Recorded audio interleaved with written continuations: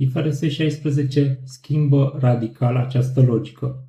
Pentru locatar, modelul este acum în principiu unic. Asta înseamnă că la începutul contractului, locatarul recunoaște în bilanț două elemente.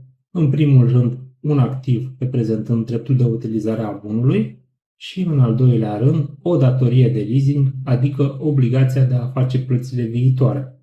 Cu alte cuvinte, compania spune: am dreptul să folosesc acest activ și am obligația să plătesc pentru acest drept. Iar această abordare schimbă nu doar bilanțul, ci și contul de profit și pierdere. Înainte, în multe situații, vedeai o singură cheltuială, chiria. Acum, acea logică este înlocuită de două componente distincte: amortizarea activului, reprezentând dreptul de utilizare, cheltuiala cu dobânda aferentă datoriei de leasing. Și asta contează foarte mult. De ce? Pentru că anumiți indicatori financiari, cum ar fi EBITDA, pot arăta diferit după aplicarea IFRS 16. O cheltuială care era inclusă în costurile operaționale este acum împărțită în amortizare și dobândă, iar asta poate face EBITDA să pară mai bună. Un alt indicator important care se modifică este rentabilitatea activelor.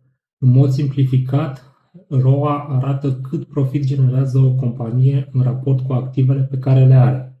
Odată cu recunoașterea în bilanț a activului reprezentând dreptul de utilizare, baza de active a companiei crește. Cu alte cuvinte, numitorul din ROA devine mai mare.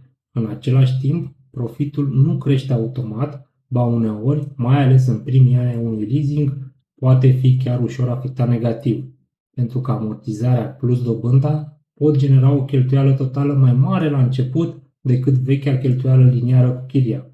Rezultatul? În multe cazuri, ROA scade după aplicarea IFRS 16, nu neapărat pentru că firma a devenit mai puțin performantă, ci pentru că are acum mai multe active recunoscute în bilanț și o structură diferită a cheltuielilor. Aici apare una dintre cele mai importante idei pentru oricine analizează companii. IFRS 16 nu schimbă doar contabilitatea, ci poate schimba și felul în care interpretăm performanța financiară.